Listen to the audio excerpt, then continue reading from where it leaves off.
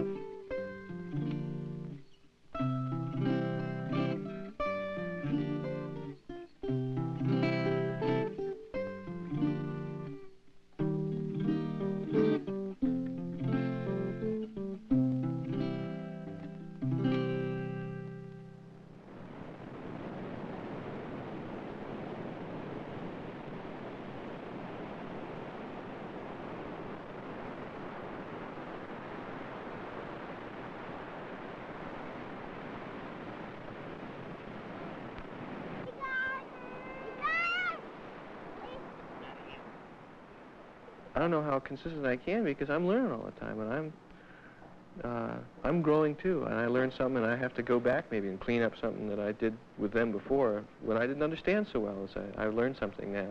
We just react with what's happening. We try to act as naturally as possible, and just follow through with what's happening. And if something gets out of hand, then we deal with it. It's largely intuition. That's largely just kind of, that seems okay. Okay? Up, your foot's out, There, that foot. There you go. Up, he's coming up the other side. We should have a flag. Christian, now come on. You don't want to get out. Christian, now come on. You don't want to be sticking my finger in your ear. You okay? You want to get out? Now, Christian. See, I stick my finger in your mouth. Ah! I stick my finger in your mouth. On your nose, in your ear, on your belly, on your belly, on your belly. You know, initially, when you bring a little kid home from the hospital, you're so worried about him and everything, but then there comes a point when you say, okay, I'm going to start being me. I think if you're honest with yourself and with your children, that this is really what's important. You didn't tell me what you did at school today, Nick. Nothing. What did you do yesterday? Is that right? What I don't understand what you're talking about. What did you do? Paint. Oh, yeah? That's interesting. No, I really think that it's very human and very normal and a good thing for children to experience anger from their parents when they've just broken the parents, when they've gotten to the point, the parents have reached that breaking point where they can't take it any longer. I usually end up at that point, but only if I am just worn out. So much of their behavior, I've discovered, is really related to how I'm feeling. Going to the market with Mary and Jenny varies. If it's a good time of the day, that is, if it's morning time and they're well rested, it can be really a wonderful experience for both of us. I try to include them in the grocery shopping process. However, when it's later in the day with them being tired and with me being tired, it can be a very trying experience.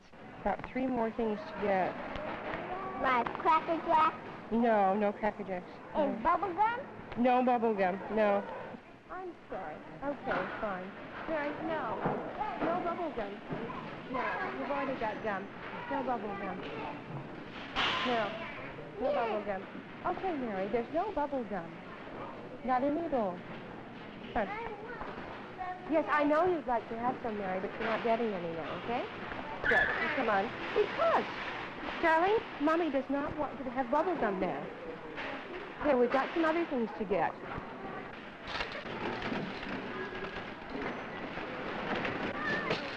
Okay, are you going to give her the toothpaste? Okay. I'm a little hurried, but I'm all right. Jenny, let's get down. I found myself the other day, for instance, even throwing an object at our younger daughter. I had an apple. She'd asked for an apple, and I said, fine, but I'll have to wash it off for you first. And she kept jumping and screaming, then just carrying on. And I did the most irrational thing, and I was terribly ashamed of myself, felt dreadful about it, but I said, okay, fine, you can have it. Just take it now. If I heard this story, I would say, well, you know, obviously you just don't do this, except that I had done it. And I said to her, I'm sorry. Mommy was very tired. I threw the apple at you, and I'm sorry I did it.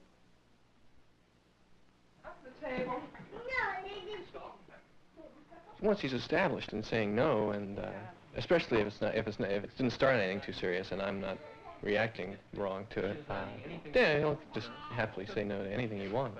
He's just trying out what saying no is like, and depending on what it is, if he doesn't eat his lunch, he'll be hungry at dinner, and he'll eat that. Eat some of the rest of that stuff, too.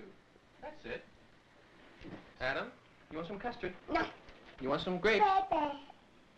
You want some meat? No. I got no. You want some cheese? No.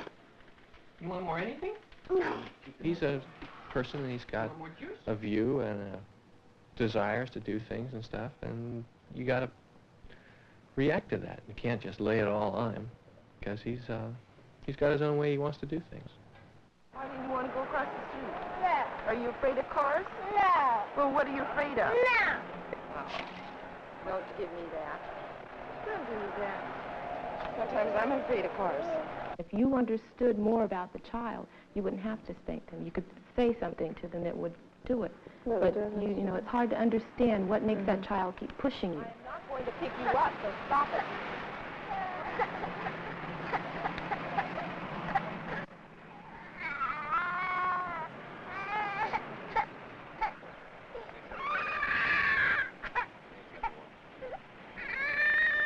Come on, get ready to walk. The light's going to change.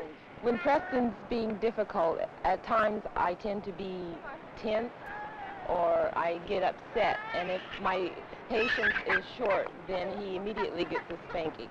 He has a very independent attitude towards everything. You know, if he feels a certain way, he's going to do it, no matter what, you know, he wants to.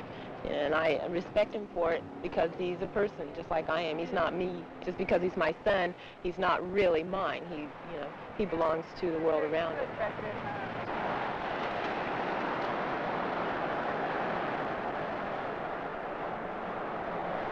Why don't you water the yellow flower, honey? See? That's a girl. That's it. Water the yellow flower. That's a girl. Very good. The only thing I think is with my oldest child, I was much harder. I expected her to be more super, because this is the first, you know, and this little creature's got to be just the best. And as they come along, you become more relaxed. It's not such a, you don't demand that they be so perfect. I think I began to realize this with kindergarten, that she is not me, not at all, not a bit like me, and that if I continued to be to her a certain way, I was going to ruin her. I mean, make a nervous wreck out of her and really spoil what is her. And I feel very fortunate that I discovered this now, because now we really do have a much better relationship than we did for that little period. And she's her person, and I'm responding. and she's responding so beautifully. Creative in her own way. She's completely different than I am. Let her go. Tori, what are you doing? That's pretty, Tori. Let's see the other side. Oh, that's very pretty. You need anything? Yeah. Would you like a cookie? Kleenex and a cookie. Kleenex and a cookie. Okay, I'll bring it out. Here's a cookie. Have a cookie. Isn't that a pretty picture? Oh, that's nice. Here's a cookie. John, you want a cookie? Yeah. Okay. Oops, don't squeeze it all over the table. Here you go. Okay. Once you set it over here, then when you get sticky again, you can wipe your hands off. From the time they're little, talk to them, as Harriet said about this communicating. It's so important. Talk to them. Just talk, you know? And they'll just talk. And sometimes when children are just talking, which is supposedly meaningless, you can find out a lot of things. If you can ever get a child to talk about what's happened in a fantasy situation or even fantasizing, you can really pick up on a lot of things if you listen. You know, it's just beautiful. Keep your pal. Then I went to sleep. And then Prince came in and kissed me, and I woke up. He got married, and then I had a baby. Well, see, I don't have any kitchen, but I just have a stove in the living room. Oh, I'm going to make anything that you want me to make. Want me to cook some fried chicken? Okay. Cook anything that you want me to make. Come on, please. Okay, just cook it. Here. Okay, it's all ready. Who wants some? What do I smell? Nothing? A lot of what she gets into is You know what I sort of fantasizing, but it's really telling us as parents how she relates to us and how we relate to her. As I could see myself in her place as being the mother of her, you know, she's projecting herself as being the mother and putting and using the same techniques that I use with her. It's almost like a mirror. It teaches you a great deal. When I see that kind of thing, if I like what I see in her, then I feel it's okay, what I'm doing is fine. But if I don't like what I see, then I hope to change it. Once upon a time, there was 3 girls. They were very sad. A furry godmother came, and they were sad. But something else came along. It was a big fur monster. The furry godmothers came, and they changed the monster into a rabbit. There, that's the end. Well, no, he put guess what? Come on. Comfortable, so no monster will get him. I like to play with him as much as I can, and so I sometimes it's on maybe a different kind of thing. I maybe try to go down and be a child myself. Got a friend Saxon named Ebo Joe. He tells a lot of stories and clears a jelly bean, green eggs and ham. Thinks he's Spider-Man. Try to teach a lesson 'cause the day it's been.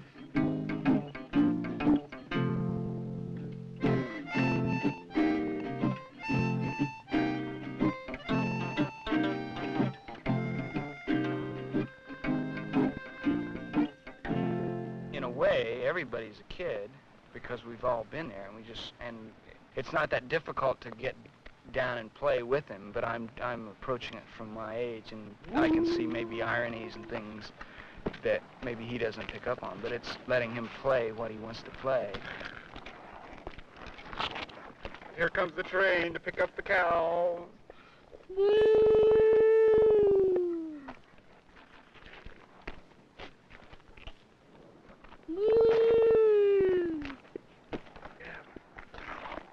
It really isn't a skill. It's just listening to what he has to say and being tuned in on him, because if you're not, it's that kind of don't bother me, or I don't want to, I'm not interested in what you're doing, and that tends to break down. It's got to be, the adult has got to take the step toward the kid to listen.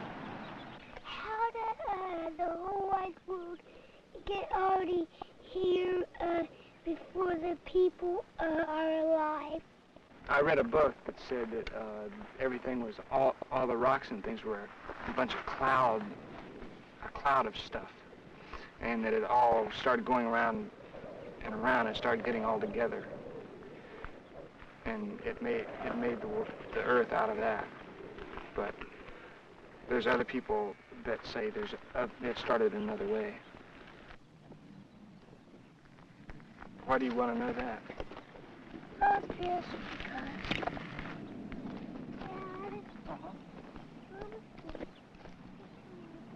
There's no more talking there. What's he doing? He's blowing this. Yeah. When he sees something new, it's like his whole world is centered on that one particular thing, and everything else he doesn't notice at all. He's really zeroed in on what it is he's looking at, and he's always been interested in mechanical things that move, machinery, equipment, anything to do with mechanical objects. He uses his five senses in a very realistic way. See the big tires here?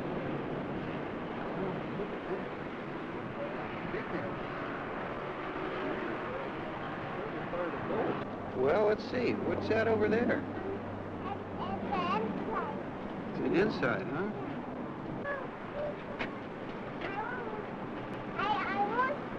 Well, what do you think? Want to get up there? Okay. What? Well, you want to get up in the seat? Huh? Look at there. How does it go? Well, I don't think it's working right now.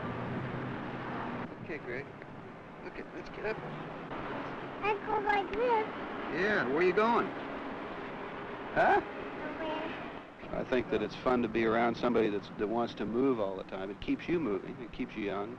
And it's fun to see them get excited about things that you've sort of forgotten all about. I think the excitement of exploring is something that is very real to them, and it becomes real to you after a period of time. He wants to know the whys of everything. You know, the little things that you tend to take for granted just because you've been around them all your life, and I've, at least for me, I've forgotten. I mean, how many people, when they're passing down the road, see a tractor on the roadside, would stop, and it's not running, would stop to wonder why it wasn't. You know, its main purpose for being there, after all, is to do something. I relate to him without trying to get into some fantasy trip that he may be on. He's very much, he's very realistic.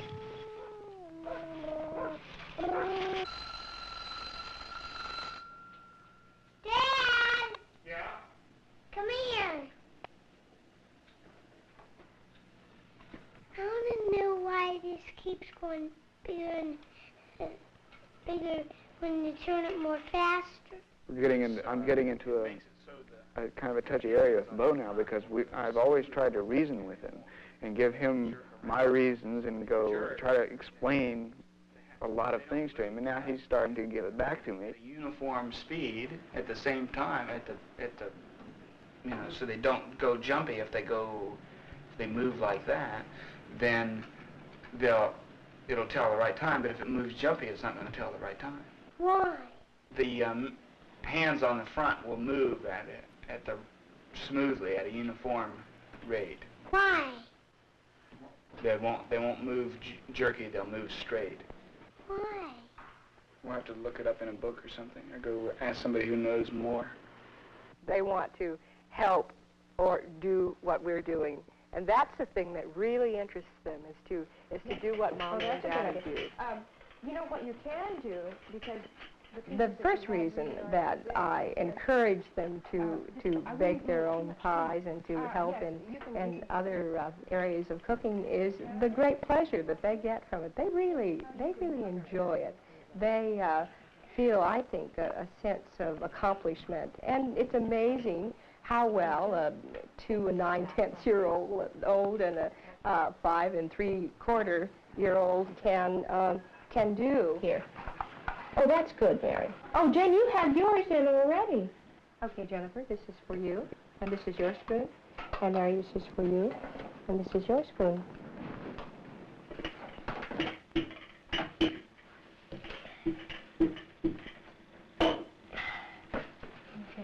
Do you want to just fold this over and pinch it together? Or you just want it like this? Okay, fine. The cook's going to eat all of hers, huh? It touches me very deeply to see them blossom. Sort of when they see how I react to the good feeling they give me. For example, a pie. They can see that I like it. Yeah, it looks real good. I'm telling you.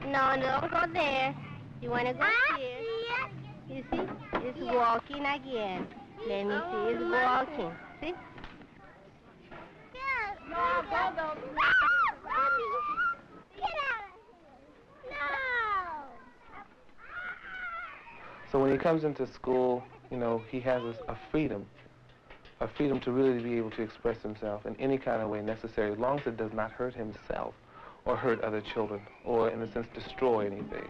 But he's able to begin to find where he's going to fit into this world. God,